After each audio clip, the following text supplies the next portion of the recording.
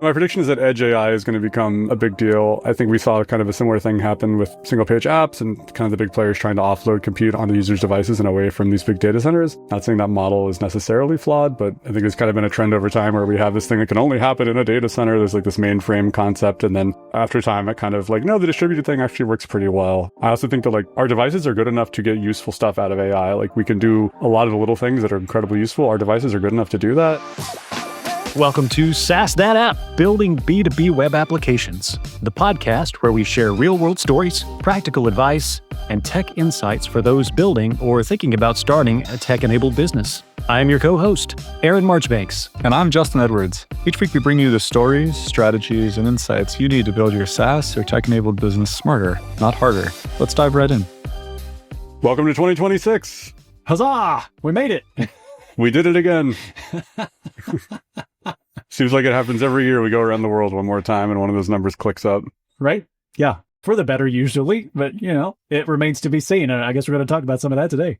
Maybe the world is always wacky, but the world is definitely wacky this year. So I've been saying we got a little bit of a different episode every episode, so I'm going to stop saying that. Here's what we're doing today. Apparently every episode is different. The team at Delta, friends, family, have put together some prognostications, some predictions for things we're going to see in 2026 in the vein mostly of tech, but there's some other things in there as well. So we've got our list and we're going to put it out there into the ether, into the internet, that we think the particular things are going to happen. And then next year, we're going to see how we did. And this may become our first episode every year because it's kind of a fun idea to see if your fingers are really on the pulse or if we're just all flying blind here. Yeah, I love it. The percentage we get correct, I'm very interested in. Pass-fail grade. We'll see if like any of the ones I have are correct because my team is a lot brighter than I am. So We'll see how that goes. Another thing we're trying to do for 2026 is we'd like to feature you folks, assuming anyone is actually hearing this, more on the podcast. There's a great way to leave us a voicemail. We will feature you and your face and your voice recording on the show. You go to SaaSThatApp.com and there's a microphone at the very, very top of the screen. If you click that, it will direct you to a place where you can leave a voicemail. You may leave a comment. You may ask a question, whatever you'd like to send. Same thing in the description of all of our YouTube videos and in our show notes. There is a link to speakpipe.com/SaaSThatApp. And you can do the same thing there. If you reach out to us, we will feature you. We will talk to you and we'd love to hear from you. So please do that. It'd be a lot of fun. Absolutely. All right, Aaron, so let's get into some predictions. What do the team think is going to happen? Where do you want to start us? Well, let's see. Should I take them in order? We need to number these, I feel like. Should we go with the number so that way we can circle back and be like, yeah, 3 was a bust and 1 was good? I think so, yeah. I think we need numbers and we need attribution. So we'll see who messed up and how badly. Okay, well, I think the first one is yours. I'll let you take it. So the more things that you actually predict, the more likely you are to be incorrect. And my name shows up a lot on this list, so that's problematic. But yeah, my prediction is that edge AI is going to become a big deal. I think we saw kind of a similar thing happen with single-page apps and kind of the big players trying to offload compute onto users' devices and away from these big data centers. Not saying that model is necessarily flawed, but I think there's kind of been a trend over time where we have this thing that can only happen in a data center. There's like this mainframe concept, and then after time, it kind of like, no, the distributed thing actually works pretty well. I also think that like our devices are good enough to get useful stuff out of AI. Like we can do a lot of the little things that are incredibly useful. Our devices are good enough to do that. And I'm very, very excited for everything that my device can do for me on my device without shipping all my data off somewhere else. So I'm hoping we see a lot of trend that direction. Yeah, absolutely. And there's so many, I'm not going to call them like microservices, or I'll call them versions of AI. There are so many different flavors now that touch the different types of areas that you might be using on your device anyway. I think it's going to get a lot of play. And we'll start to see some of those throttle up, throttle back, who's going to win and lose in the different spaces that they operate in. Yeah, super curious to see where that goes. The list is a little AI heavy, but that's a lot of what's going on in tech right now, so it tracks. Yeah, everybody wants to talk about that, and that's fine. It's a hot topic for sure. So number 2, since we're numbering these, number 2 comes to us from one of our internal folks, whom you have seen on this show several times now, Nolan. He is a brilliant developer, of course, in his own right, and he's got a good pulse on things as well. But one of his notes here on number 2 is that most code will be written by large language models, LLMs. What say you, sir? I think it's a fair prediction. I've historically been like a little annoyed when people are like 80% of our code is written by AI, but it's all like boilerplate or code completions. But this year, kind of now, for the first time, we're actually seeing like agents go away and produce stuff that isn't total garbage. That's really relatively new, as much as people have been talking about it for a long time. So yeah, I mean, we'll see how fast this keeps going. But no, I think it's a good likelihood that we're going to see more than 50% of our code, so I'll say the majority, if not most, written by AI helpers by the end of the year. Yeah, I think it's getting fed enough now, and I think it's getting corrected enough now that we're starting to see more usable stuff. And obviously there's going to be some more predictions based on that. But yeah, I agree. Let me tag into, just to be maximally confusing, I'll separate their numbers so we can validate them independently, but I think totally related to this. I had the prediction, which is there's going to be a giant movement towards typed languages, because the explicitly typed in-text typed languages are just very, very helpful for AI, and AI is better at generating code in those languages. So like things like TypeScript, I think that we're going to see things that are not traditionally typed that way are going to start having mechanisms if they don't already, especially like in Ruby where we don't typically do that. There are some gems out there that let you kind of annotate or start to do that. And I think that that stuff is going to enable our machines to be better. I think we're going to see more of that, which is kind of a weird move. So that is number 4, which is mine. Nolan had a second one, which is, I think, very related to this one, which is documenting code, testing, and type safety are going to become as important or more important than actual programming. And the reason he's making that prediction is the exact same thing, where it's like, these are the things that make our tools work better. And so that's going to be, well, the documenting and the type safety are going to be things that make our tools work better. And then the testing is we're not writing the stuff ourselves anymore. And so we're going to have to validate that the machines are giving us good stuff. Yeah, I think we're going to start to see actual roles emerge to that end. So I think it was noted in one of the other ones as well that the idea of a junior developer is not necessarily going away, but maybe possibly being replaced in part or in total by those that are creating the code in AI models. And then the seniors, I'm going to call them, are going to be a lot more responsible for making sure what's coming out is good. Yeah. Let's see. So as Justin said, a lot of these that are very AI focused. So we got another one here. This was number 5. This was by another one of our team leads, actually, Kevin, who made note of the fact that he thinks hosting costs are going to increase as these AI-focused companies continue to acquire as much hardware and infrastructure as they can. He indicates that we're already seeing this as an issue in the consumer-facing markets, such as like DRAM demand has begun to outpace supplies. I was just listening to the news this morning about NVIDIA and GPUs, which run a lot of this type of stuff too, and their scarcity and how that's going to play in as well. So from Kevin, hosting costs are going to increase because of all the AI goodies that are coming. Yeah, that's a fun prediction. I think it's maybe a little bit contrary to my prediction too, because I think if edge AI becomes a bigger deal, then we're going to see less of these build-outs, but maybe they're already committed. Or maybe a plateau type situation where we will to a point, but then it may start to drop off once we start levelizing the services. Well, we got a couple here that are just really optimistic and happy. So maybe we can clump a few of those really great optimistic ones together. So I'll start with Daniel and I both independently made the same prediction, which is there will be a giant AI-related data breach in 2026. So we will see some AI company or some AI-based exploit cause a massive data breach sometime in 2026. You heard it here first. There's always another data breach. Always another data breach. It seems like there was another one on the list that was along those same lines, but yeah.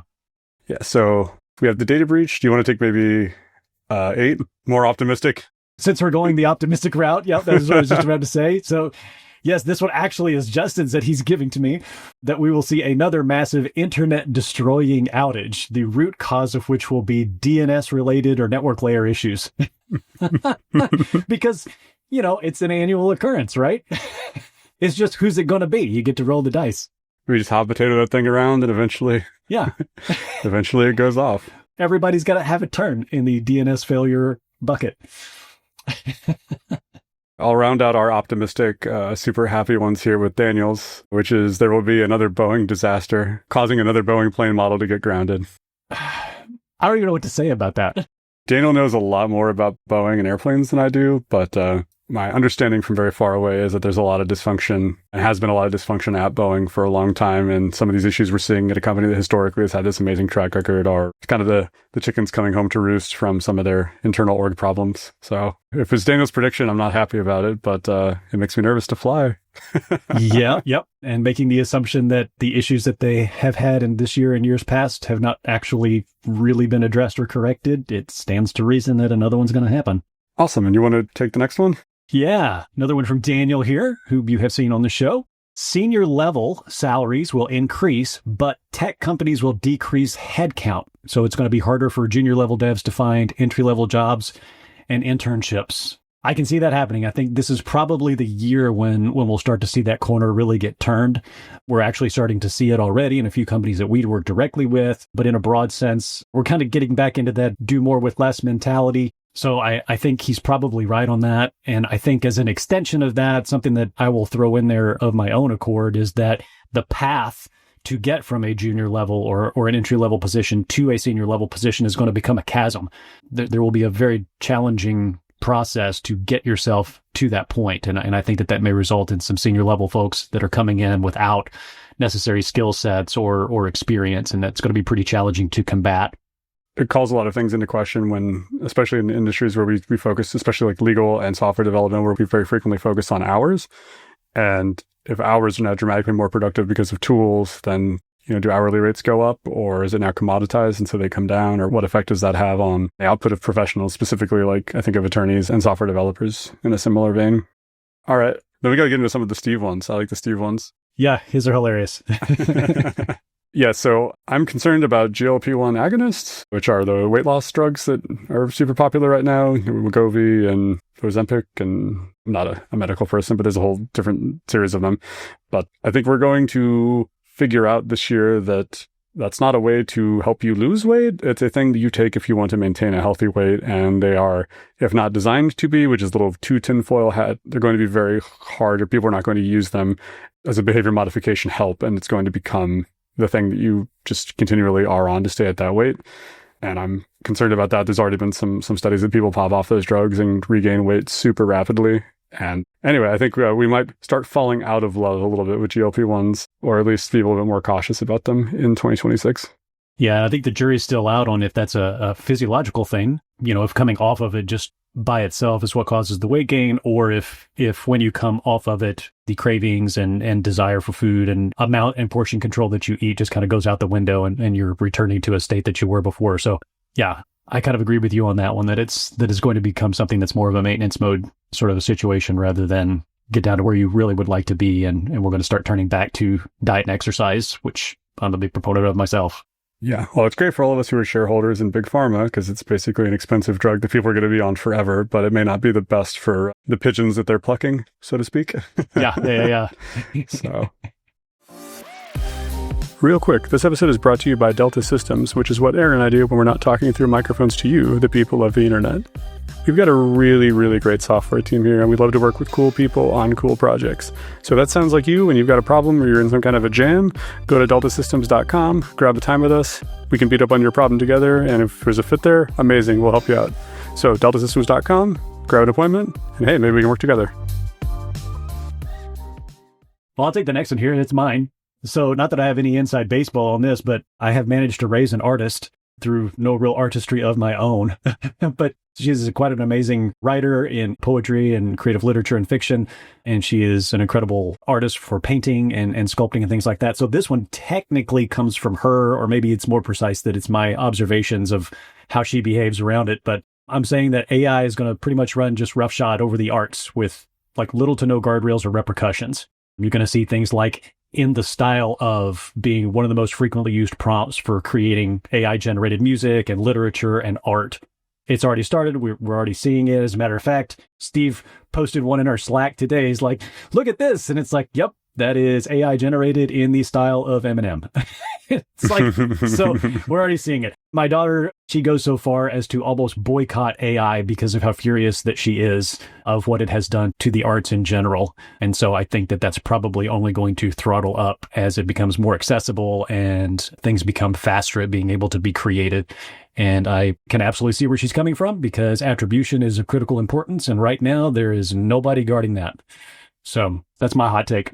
Yeah, I mean, I think there needs to be rulings that come out of this. I'm sure there are people who are more familiar with the law, but AI and copyright, where it's like you use these copyrighted materials as part of your training set, and then your AI produces things that are very similar to the copyrighted things you consumed. And what is the law? What is attribution? What are the requirements? And a lot of these AIs are black boxes. So even proving that this was the source material is dubious, and it's a big mess, which is going to take us a long time to figure out at a idealistic level, and certainly much longer to actually like litigate and have rules and a framework for thinking about it in place. But yeah, it's hugely concerning. And AI music it's good. Like, it's enjoyable and fun to listen to. And there are tons of AI artists who are like, ranking and on the charts. And yeah, it does call into some questions about the source material and attribution and these kinds of things. So, all right, I'm going to pick up my favorite one from Steve.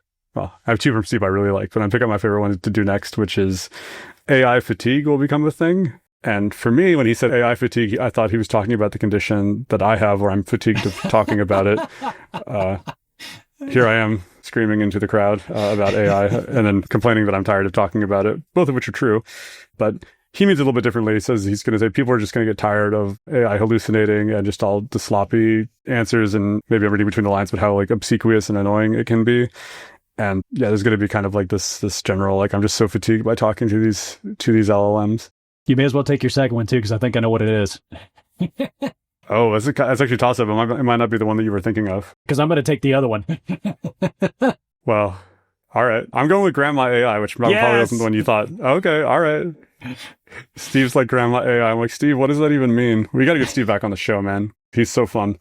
I hadn't really thought about this, but yeah, you seed an LLM with a whole bunch of memories and information and content, hopefully from a dead relative, and then you can chat with Grandma after Grandma is not here anymore and have, responses that are plausible, or, maybe help with the grieving process, or just a really cool idea that you could achieve some level of immortality or some level of retained contact with your loved one through the use of one of these LLMs that's kind of seeded and built, trained with the contents of their brain and their writing and all of that. Yeah, I mean, he talked here also in his prediction about like some integrations with like Google Maps and different Google Photos things, and having AI basically be aware of like experiences that you had together so that a loved one could kind of reference that without you having to seed it, but just being like, well, yeah, here's a picture. This is my mom, and this is a picture of us in Costa Rica. And, you could talk to about the time we were in Costa Rica and where we stayed and we went ziplining or whatever. I thought it was a really cool idea, and I'll be curious to see. I don't know if anyone's doing that yet, but it's a cool idea, and that's what I'm kind of excited for, honestly. Yeah, I saw that, and it's like, I hadn't really thought about that approach. I thought it was a fantastic idea. I think the care, of course, has to be taken that this is not that person. I can see, because we are seeing some of that now, and there are actually a number of papers that are coming out about it, reliance on whatever LLM that you are using to fill a personal need from another person. Science fiction being what it is, I mean, this is not something that's necessarily new. And I'm thinking immediately of, there's a movie called, I think it was Her. Yes. It's kind of the same type of thing where your desire to be in a relationship with someone else, not necessarily materializing in the real world, why not in the digital world? And so finding those types of connections, is that going to be destructive? Is it going to be constructive? Will it just be something that's a novelty? Jury is out on all of that stuff. But the Grandma AI specifically, I thought that approach was really interesting from Steve. And to your point about the grieving process, I could see that potentially being quite useful. But at the same time, care must be taken for sure. Yeah. So this is the second time I thought about this podcast interview that I heard on this episode, so I wanted to mention it, and I'll put a link to it. But Paula Pant from Afford Anything just interviewed Zach Cass, who is a former OpenAI exec and giant, I gather, in the space. His interview with her was fantastic, and he talked about two main things we should be concerned about with AI, and that's not about job displacement or anything like that. But one of the ones that he talked about was exactly this kind of like, are we going to have problems where our screen addiction and our reliance on our devices goes much further than it already is, which is already causing problems? And then do we need to have policies that AIs can't pretend to be people, and that there's kind of some hard short circuit where AIs have to acknowledge that they're not human beings, and to avoid like the her effect, if you will. His treatment of his top to bottom was fantastic. He talked about the principle that the amount of work that you have expands to fill the space that you have for it. And he says if you apply that to the AI efficiencies, us humans are just going to come up with more stuff to do because we have more space, and so we'll create and find more work. The other thing that he mentioned was really problematic was we tie our identities to our jobs so much. So thinking about a post-work world where it's not exactly necessary to have a job, but you're still going to be able to eat and feed yourself and play the ukulele or whatever it is that you're into. How do we derive meaning? Who do we find out who we are? And that's the other big risk coming from AI, not this thing where no one's going to have a job and people are going to have some dystopian like unemployment situation. Anyway, I'll provide a link to that down below. The podcast has nothing to do with entrepreneurship exactly, but Paul is awesome, and that interview was very related to this one and super good. So I'll share that. Very cool. All right, do I get the last one? I'm leaving your favorite for you. I'll just throw it out there because it's actually one that I've done, and I always advise others to do. This one also comes from Steve, but we'll call it a collective because I think anybody who has worked with large language model AIs, particularly ChatGPT, either have sensed this frustration or have already put in the prompt. And that people will learn to end their prompts with, do not add hyphens to your answer. Humans don't use them. I recall very early on going into ChatGPT and just, testing out some different things. And I did notice that it really did like semicolons and hyphens. And it's like, that's amazing. I would never have said that or written it that way. Please do that less. I think there is actually a setting now in the panel for GPT. I haven't played with it, but I think there is actually literally a dash setting on or off. So the other one is like it tries to litter my stuff with emoticons all the time. Oh, like, stop. I haven't run into that yet. Oh yeah, everything that I do, especially if I ask to write like an outline or a blog post or something, it's all just like happy and balloons and ta-das, and I'm like, do you know me? We've been talking for years. Like, balloons? No, I'm on the circumstance side of pomp and circumstance. We give the pomp to you. Maybe it knows that, is just trying to bring it into your life, Justin. Yeah, it could be. Maybe it's tired of being my therapist, or maybe it's tired of how grumpy I am at it, and it wants to lift me up so it doesn't have to deal with me. There you go. See? Yeah. I think there was one on the list that we missed, and I wanted to get it because it was another one of Steve's. Kind of related to Daniel, my data breach, but he's basically saying we're going to see a coordinated, automated, AI-based botnet attack where there's AI agents that are coordinating it and making these dedicated denial of service attacks, or these botnet attacks, even harder to defend against. I think that's probably pretty likely. Hopefully somebody else has that idea, so we didn't give it to them. But way to go, Justin! You're arming them. Yeah, I hate to prognosticate about great attack vectors, but and also attribution to Steve. I didn't come up with that. That's true. So it's now Steve's fault, and I think that we should make sure that that's clear. When US East 1 goes down again, if it's the result of a botnet attack with coordinated AI, Steve's your guy, Steve Powell. I'll give you his number. That's the person to call. He did it. Yeah. Yep. Awesome. Well, this was super fun, Aaron. Yeah. Got to prognosticate. It'll be fun to come back a year from now and see how we did. See if things went in a completely different direction, or if we're even still here. Maybe the world will end between now and then. Yes. Or we will be AI generated and thus just editing content after the fact. You never know.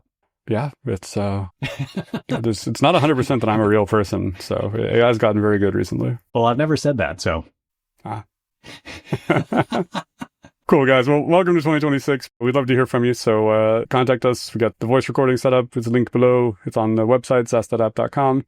We'd love to hear from you and feature any questions or any comments you have on the show. Welcome to 2026. We made it, and we got more content coming for you. We're going to have a great year here. As always, it's a pleasure, Justin. Thank you all for joining us on this kind of wacky adventure that we now find ourselves almost a year into. Hope that you stick with us for another one. Cheers, friends. Thanks for cruising along with us on SaaS That App. We hope you grabbed some insights that were inspiring, actionable, or at least entertaining. If you enjoyed the show, don't forget to subscribe and leave a review. Until next time, keep building, keep growing, and keep those apps sassy.